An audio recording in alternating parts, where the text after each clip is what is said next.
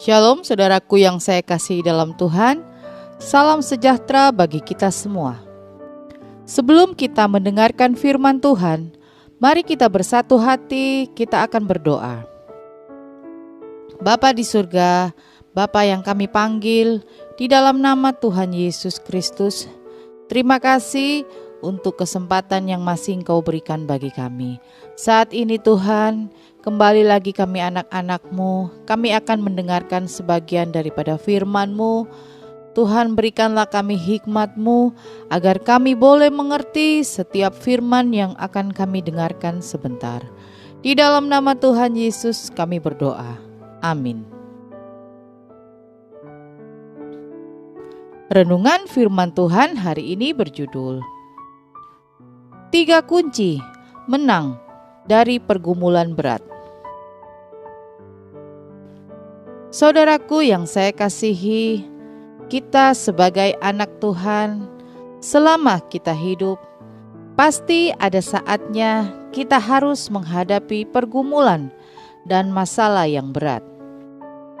Tapi sebagai orang Kristen, kita sama-sama mengetahui bahwa kuasa Tuhan lebih besar daripada setiap masalah atau pergumulan kita, sehingga pasti kita akan keluar sebagai pemenang.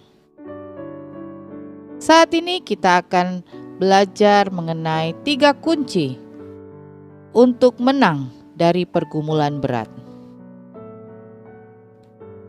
Kunci yang pertama yakni bangkit dan hadapi. Saudaraku yang saya kasihi, ketika kita menghadapi pergumulan yang berat, jangan kita lari dari kenyataan. Kita harus hadapi, jangan takut. Ingatlah akan janji Tuhan dalam 1 Korintus 10 ayat 13. Pencobaan-pencobaan yang kamu alami ialah pencobaan-pencobaan biasa yang tidak melebihi kekuatan manusia. Sebab Allah setia, dan karena itu Ia tidak akan membiarkan kamu dicobai melampaui kekuatanmu. Pada waktu kamu dicobai, Ia akan memberikan kepadamu jalan keluar, sehingga kamu dapat menanggungnya. Janji Tuhan ini berlaku untuk semua masalah dan pergumulan hidup kita, apapun bentuk dan penyebabnya. Tuhan tidak akan pernah membiarkan masalah apapun terjadi melebihi kekuatan kita.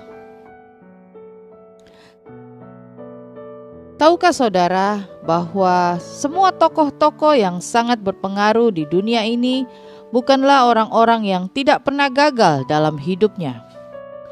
Justru mereka mengalami banyak sekali kegagalan. Permasalahannya karena mereka tidak mau menyerah. Mereka adalah orang yang pantang menyerah. Mereka bangkit dan menghadapi masalahnya. Contohnya seperti Abraham Lincoln, Thomas Alva Edison, dan lain-lain. Kalau kita tidak lari dari kenyataan, melainkan bangkit dan menghadapi masalah tersebut, pasti kita akan melihat mujizat dari Tuhan. Ketika orang Israel keluar dari Mesir, perjalanan mereka terhenti karena mereka melihat masalah besar di hadapan mereka, yaitu adanya Laut Merah. Tuhan ternyata tidak suruh mereka untuk putar arah, tetapi menyuruh mereka maju. Ketika Musa maju memukul laut itu dengan tongkatnya, maka laut itu terbelah 2. Tongkat itu adalah lambang kuasa Allah. Ketika kita sebagai orang percaya, kita sebagai kepala keluarga, sebagai pemimpin, maju dengan iman dan percaya akan kuasa Allah, mujizat pasti terjadi. Cara yang kedua, cara kita menang dari pergumulan berat adalah hidup dalam perkenanannya. Mazmur 37 ayat 23 sampai 24 berkata, Tuhan menetapkan langkah-langkah orang yang hidupnya berkenan kepadanya. Apabila ia jatuh, tidaklah sampai tergeletak, sebab Tuhan menopang tangannya. Sebagai manusia yang bertubuh fana, tidak ada di antara kita yang kebal terhadap dosa. Siapapun bisa jatuh dalam dosa dan kesalahan. Dalam kelemahan dan kekurangan kita sebagai manusia itu, apa yang harus kita lakukan? Satu hal yang terpenting yaitu rindukan selalu perkenanannya. Minta selalu kepada Tuhan anugerahnya ini, sebab mungkin kita bisa sempat jatuh. Tetapi kejatuhan itu tidak akan sampai menghancurkan hidup kita, sehingga membuat kita tergeletak dan tidak bisa bangun lagi. Ketika kita mengalami kasih dan perkenanan Tuhan, maka tangannya senantiasa menopang kita, membela dan mengangkat kita kembali. Ini yang Daud selalu alami di hadapan Tuhan. Daud bukanlah manusia sempurna, tetapi Daud tahu persis apa artinya perkenanan Tuhan. Pertanyaannya sekarang, apa rahasianya untuk mendapatkan perkenanan Tuhan itu? Saudaraku yang saya kasihi, ada 3 tokoh di Alkitab yang disebut-sebut orang yang dikenan oleh Tuhan, yaitu Henokh, Daud, dan Yesus. Ketiga orang ini memiliki ciri yang sama, yaitu mereka hidup bergaul karib dengan Tuhan. Jadi jawabannya sederhana, cara kita mendapatkan perkenanan Tuhan adalah intim dengan Tuhan. Keintiman dengan Tuhan adalah kunci untuk mengalami perkenanan dari Tuhan. Mari bangun keintiman dengan hati yang melekat kepadanya melalui doa, pujian, dan penyembahan secara pribadi di hadapan Tuhan. Ketika kita intim dengan Tuhan, maka Tuhan akan memberitahukan perjanjiannya kepada kita. Mazmur 25 ayat 14 dikatakan, Tuhan bergaul karib dengan orang yang takut akan Dia, dan perjanjiannya diberitahukannya kepada mereka.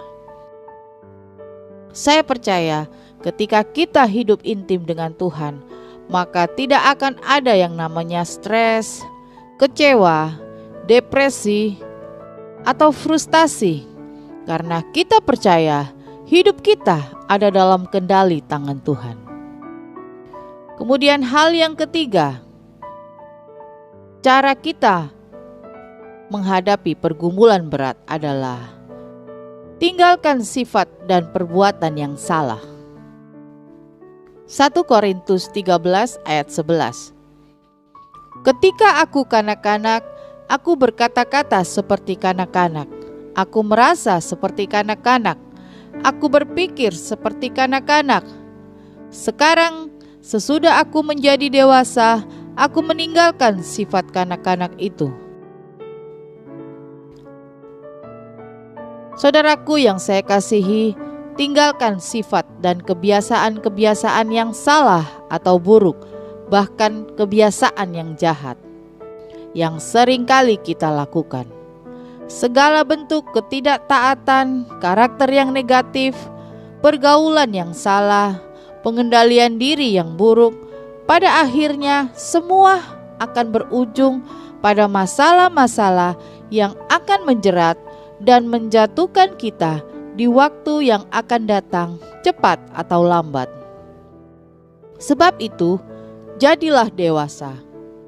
Sifat dan kebiasaan buruk itu bagaikan ikatan yang melilit diri kita, persis seperti seekor ular ketika mau menelan mangsanya.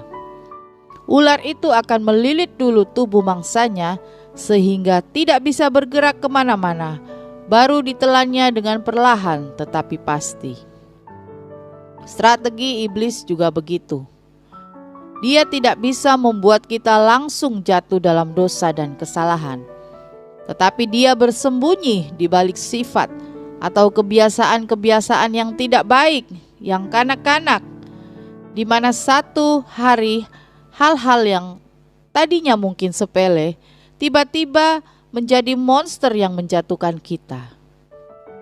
Ini adalah hari-hari peperangan yang dahsyat. Kita harus menjaga daerah teritorial hidup kita, yaitu keluarga kita, pekerjaan, usaha, kesehatan kita, dan segala sesuatu yang Tuhan sudah percayakan.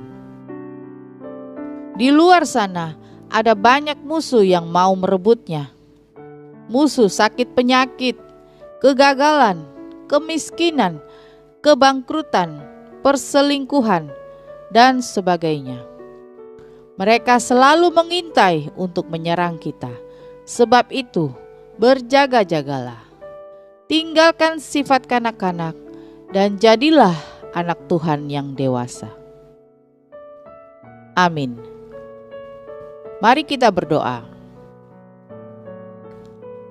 Bapa di surga, Bapa yang kami panggil di dalam nama Tuhan Yesus Kristus, kembali lagi kami datang di hadapan-Mu. Kami berterima kasih untuk firman-Mu yang telah kami dengar saat ini.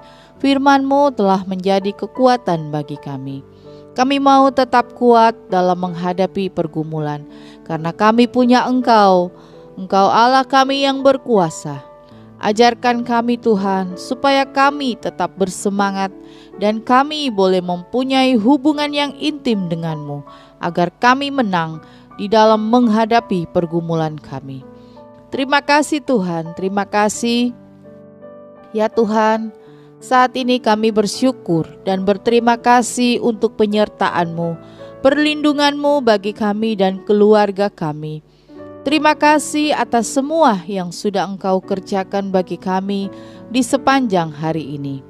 Kami percaya segala sesuatu yang terjadi di hari ini adalah atas kehendak Tuhan.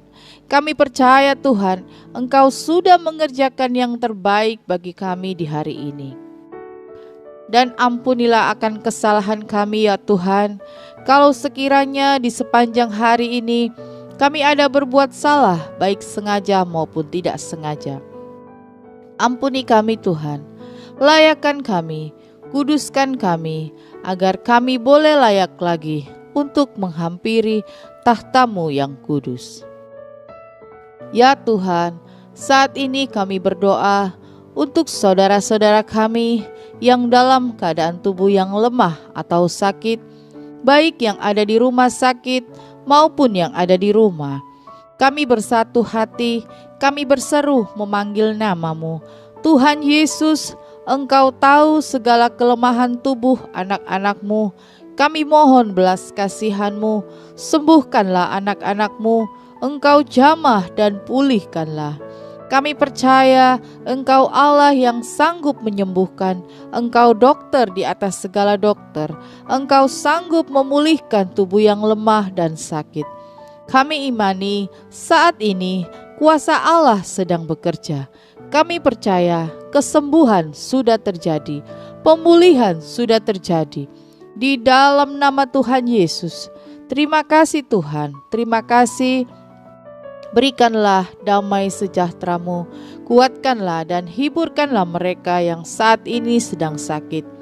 Biarlah mereka boleh selalu bersyukur, mereka boleh selalu berkata bahwa Engkau Allah yang baik, Engkaulah Tuhan sumber pengharapan, Engkaulah Tuhan sumber kekuatan. Terima kasih Tuhan. Dan saat ini juga Tuhan, kami mau menyerahkan hidup kami ke dalam tangan Tuhan. Sepanjang malam hari ini Tuhan menyertai kami, Tuhan menjagai kami, dan Tuhan melindungi kami. Biarlah pasukan malaikat surga-Mu berkeliling di atas kami. Bangunkanlah kami besok pagi dengan tubuh yang sehat dan kuat, dan tidak kekurangan suatu apapun. Dan kami boleh kembali beraktivitas dengan baik. Dan kami akan gunakan tubuh ini untuk kemuliaan nama-Mu. Terima kasih Tuhan, terima kasih kami sudah berdoa di dalam nama Tuhan Yesus Kristus. Haleluya. Amin. Puji Tuhan, kita sudah berdoa. Saya percaya kita sudah diberkati oleh Tuhan. Sampai berjumpa kembali dalam doa pagi kita besok. Selamat malam, selamat beristirahat. Tuhan Yesus memberkati.